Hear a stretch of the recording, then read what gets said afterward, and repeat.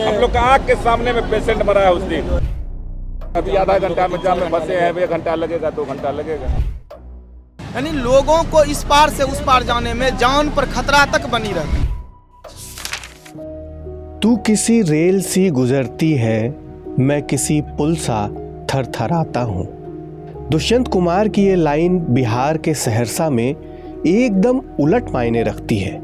यहाँ रेल तो खूब गुजरती है, लेकिन थरथराहट के लिए पुल ही नहीं है। एक फाटक है, उसके दोनों तरफ बेबस लोग भी हैं। कोई एम्बुलेंस में फंसा, कोई स्कूल की परीक्षा के लिए लेट होता हुआ, कोई समय से काम पर नहीं पहुंच पा रहा। 3 बार शिलान्यास और कई दफे टेंडर निकलने के बावजूद पिछले 25 सालों में यहां गुमटी पर पुल ही नहीं बन पाया।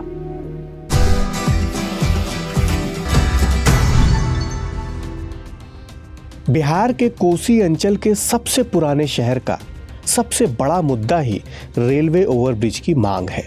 दशकों से इसकी मांग हो रही है। 25 साल में 3 बार टेंडर पास हो चुके हैं। 22 अप्रैल 2000 में तत्कालीन रेल मंत्री दिग्विजय सिंह के हाथों, 12 जून 2005 को तत्कालीन रेल मंत्री लालू प्रसाद यादव के हाथों, 22 फरवरी 2014 को तत्कालीन रेल मंत्री अधीर रंजन चौधरी के हाथों। शहर में कुल 7 रेलवे गुमटी हैं। 3 पर भारी जाम लगता है, लेकिन ओवरब्रिज किसी पर नहीं बन पाया। 2023 में इस तरह के सभी रेलवे क्रॉसिंग को खत्म करना प्राथमिकता बताई गई थी, लेकिन सहरसा के बंगाली बाजार की इस गुमटी के हालात नहीं बदले। कई घटना हो गई, उन्होंने पुलिस को कॉल किया और पुलिस समय पर नहीं पहुंच पाती है। जैसे कोई इमरजेंसी पेशेंट है, एम्बुलेंस से आ रहा है और इस जाम में फंस गया, अस्पताल समय पे नहीं पहुंच पाती है, जिसके कारण आए दिन हादसा होते रहता है। और जैसे कॉलेज है, स्कूल है, विद्यार्थी परीक्षा देने जाता है, इस जाम में फंसकर परीक्षा छूट जाती है। यानी लोगों को इस पार से उस पार जाने में जान पर खतरा तक बनी रहती है। लगेगा 2 घंटा लगेगा, 2 घंटा 3 घंटा, 4 घंटा लगेगा। ये बहुत दिक्कत की बात है ना। इस गुमटी पर एम्बुलेंस का फंसना और उसमें लोगों की मौत होना अब आम बात हो गई है। लेकिन समस्या सिर्फ एम्बुलेंस की ही नहीं है। जिंदा और काम धंधे वाले लोग भी उतने ही परेशान हैं। दरअसल सहरसा जंक्शन से होकर गुजरने वाली रेल पटरी इस शहर को 2 हिस्सों में बांटती है, सहरसा पूर्वी और सहरसा पश्चिमी।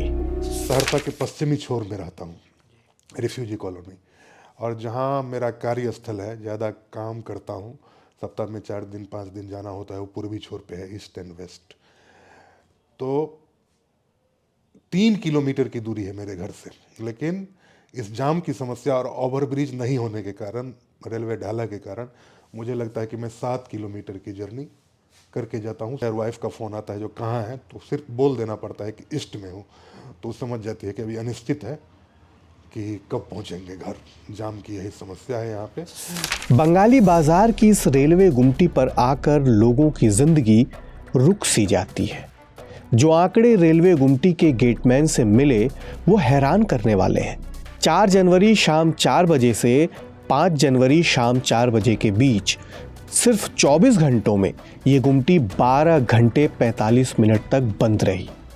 इसे कुल 38 बार बंद किया गया। न्यूनतम 7 और अधिकतम 43 मिनट तक बंद रही।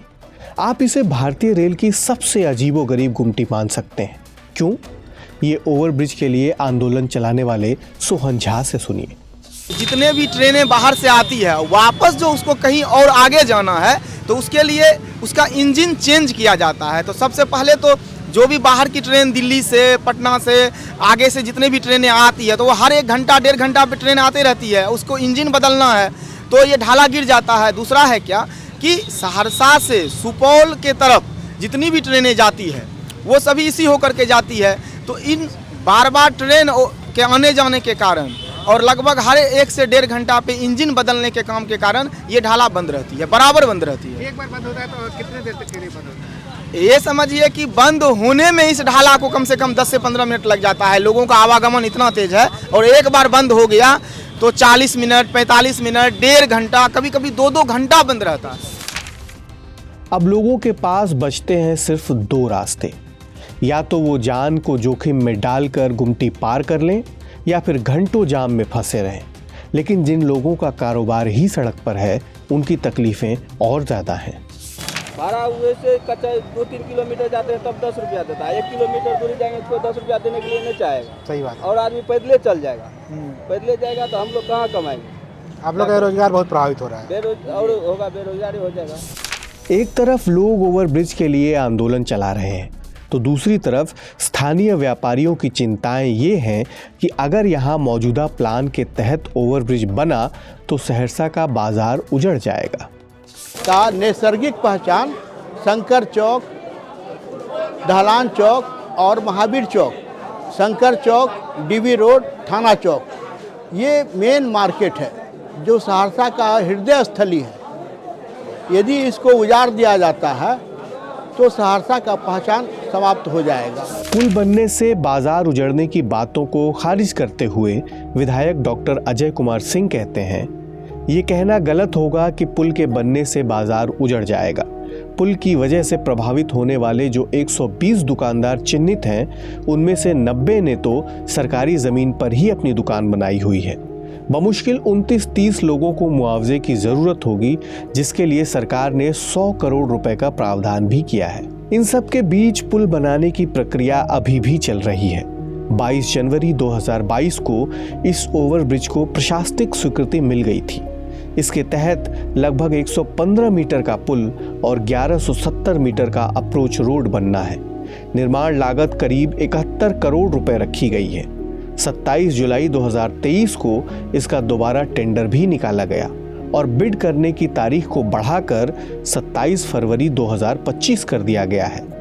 लोग अब आशान्वित तो हैं, लेकिन अभी भी सरकारी वादों पर भरोसा नहीं कर पा रहे।